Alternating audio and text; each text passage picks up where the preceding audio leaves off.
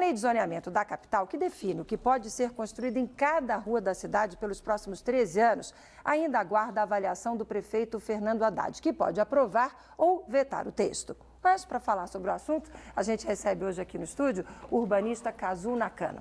Oi, Kazu, boa tarde. Boa tarde, Márcia. Obrigada por ter aceitado o nosso convite. É sempre um prazer receber você aqui. Obrigada. O prazer é meu. Qual é a avaliação que você pode fazer do que já foi aprovado pelos vereadores? Aquilo que chegou na Câmara no ano passado, passou por uma primeira votação, foi aprovado agora na segunda votação. O que mudou do ano passado para cá? Olha, teve uma mudança importante nos eixos de estruturação da transformação urbana, que na versão inicial se previa apartamentos menores, com um número mínimo de vagas de garagem, uma vaga por apartamento, e agora a gente tem possibilidade de fazer grandes apartamentos com mais de 120 metros quadrados de área, com 2, 3, 4 vagas de garagem. Isso é criticado porque essas áreas são áreas com um corredor de ônibus, em volta da estação de trem, em volta da estação do metrô, em que a gente tem que aproveitar bem a terra urbana e não desperdiçar com 4, 5 vagas de garagem e apartamentos de 150 metros quadrados ocupadas por 1, 2 pessoas. Até porque no primeiro momento o desafio era realmente estimular o pouco uso do carro nessa região, até para diminuir o trânsito. Exato, adensar esses lugares que já teve muito investimento público em transporte coletivo, infraestrutura, e adensar com atividades comerciais, gerar emprego e não ficar deixando um carro parado durante o dia e a noite. Então, né? Você considera esse um ponto negativo do que era no início e o que foi aprovado no final? Eu considero um ponto negativo, principalmente porque essas medidas, esses parâmetros, ela dificulta, às vezes impede a construção de empreendimentos habitacionais para a população de baixa renda, né? Que é quem precisa morar perto do transporte coletivo, perto do emprego. Que eles dependem muito. 70% das viagens da metrópole é feita por transporte coletivo, né, por parte da população de baixa renda. Quer dizer, 70% das viagens da população de baixa renda é feita por transporte coletivo. Então, eles dependem muito desse transporte. Para trabalhar.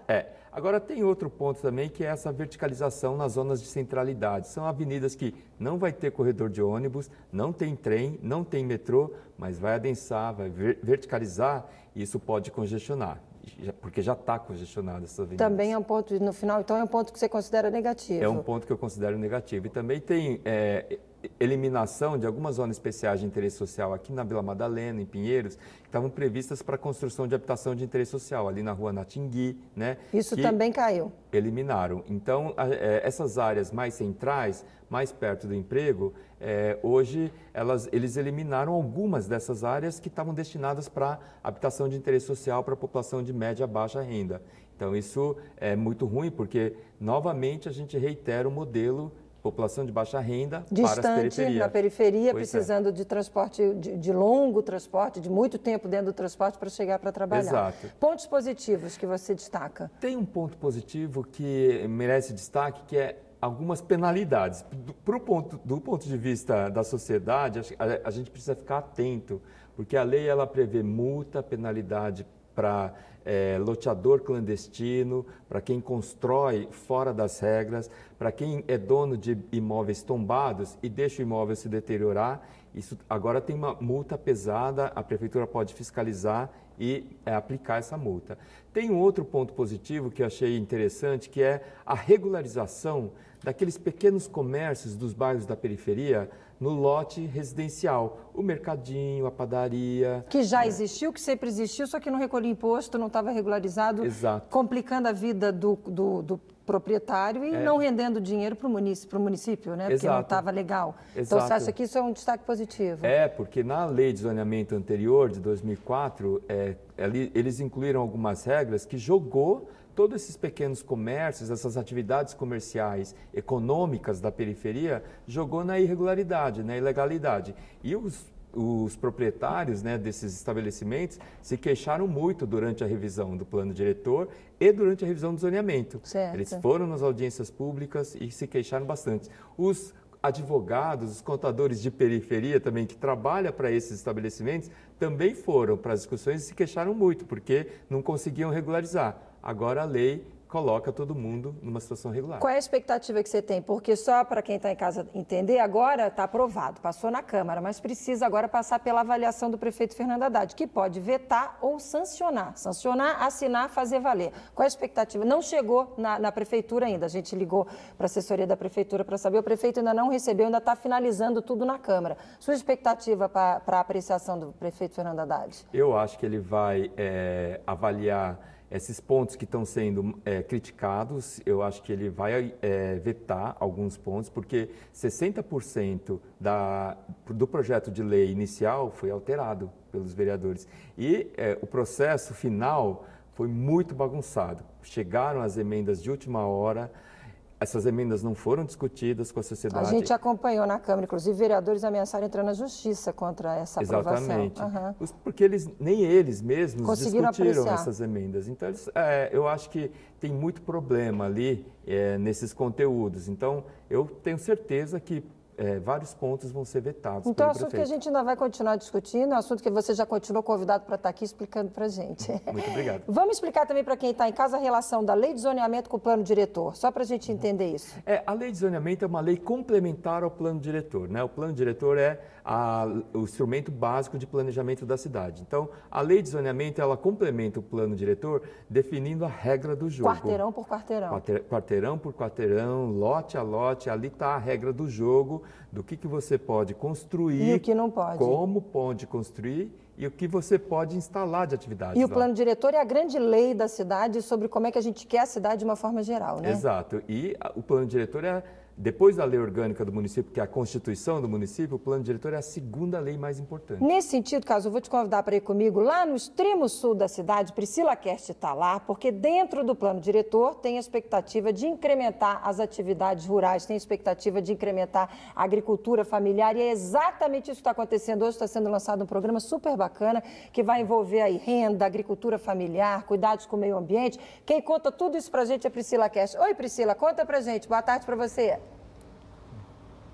Boa tarde, Márcia. Boa tarde a todos. Será que você ou o pessoal que está assistindo a gente sabe que 30% do território da cidade de São Paulo é zona rural?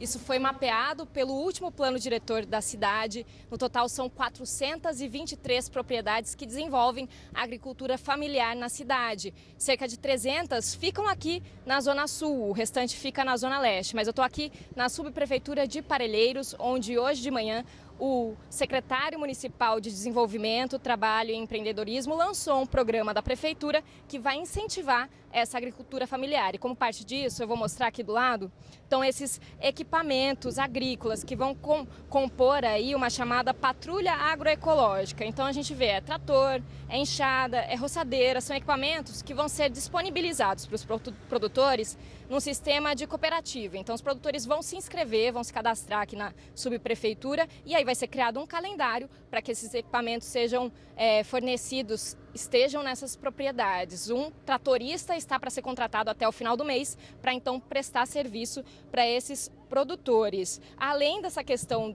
dos equipamentos agrícolas, esse programa da prefeitura também vai dar uma formação para os produtores, também vai ser criada uma unidade de compostagem para a criação de adubo orgânico a partir do que é descartado nas propriedades. Isso deve ficar pronto no segundo semestre desse ano. E além disso, aqui na subprefeitura de Parelheiros vai funcionar uma sala da cidadania com acesso ao INCRA para que os produtores possam regularizar a situação dos seus terrenos e então ter acesso ao crédito. Eu conversei com alguns produtores e eles me disseram que a maior dificuldade encontrada hoje é essa, regularizar a situação do terreno e então conseguir ter um acesso a um financiamento. Eu conversei também com uma vice-presidente de uma cooperativa aqui da região que disse que esse programa vem tarde, mas vem, porque é um pedido que eles já tinham feito ao poder público desde 92, esses produtores que estão organizados, e agora chega essa resposta da prefeitura. E esses serviços vão estar disponíveis a partir de amanhã aqui na subprefeitura de Parelheiros. É só o produtor procurar a Casa da Agricultura Ecológica. É um prédio cor-de-rosa que fica aqui, é conhecido como Casa Rosa, a Casa da Agricultura Ecológica. Então as pessoas podem ir até lá para então regularizar a situação do terreno ou então se cadastrar para ter acesso a esses equipamentos. E, por fim, o objetivo desse programa todo é a criação de um plano municipal de desenvolvimento rural sustentável. Isso vai ser feito a partir de uma conferência que é a primeira etapa para que então seja desenvolvido esse plano, que faz parte do plano diretor. Márcia. Bacana, Priscila Kest, obrigada pela participação, bom trabalho aí para você. É engraçado, né? Nem parece que a gente está falando de São Paulo, né? Exato. É uma imagem completamente diferente. Como é que você avalia o lançamento desse projeto hoje? Eu acho excelente. Eu acho excelente. O plano diretor prevê um programa de pagamento por serviços ambientais que pode ser implementado pela prefeitura. A prefeitura paga esses produtores ali da zona sul do município, né? Por cultivar alimentos e preservar o meio ambiente.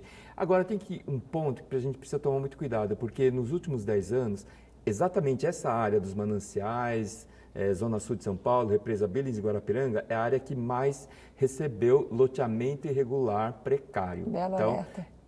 Essas chácaras, muitas delas estão sendo picotadas, parceladas com assentamento precário, sem água, sem esgoto, moradia autoconstruída e tudo irregular.